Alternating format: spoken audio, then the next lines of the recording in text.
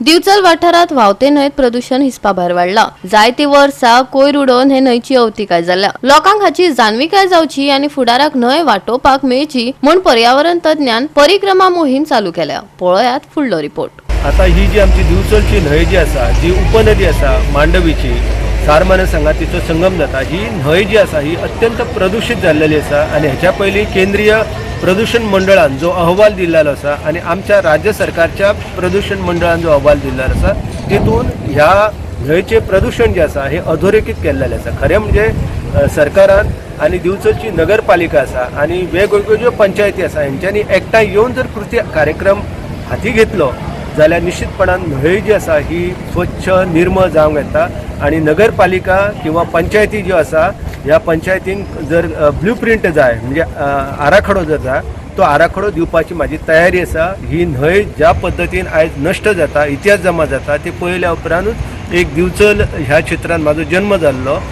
तेका लागून म्हाका खूब वेदना जाता की आमची न्हंय एक न्हंय जी आसा ही अत्यंत जहाल प्रदूषित न्हंय म्हणून वळखली वयता। तिची ही वळख जी आसा ही आमी पुसून नवीन इंग्रजी वर्साक जेन्ना सामोरे वयता तेन्ना एक निर्मळ नदी आमच्या हांगासर व्हांवतली ह्या दृश्टिकोनांतल्यान आमी प्रयत्न केलो जाल्यार बरें जातलें।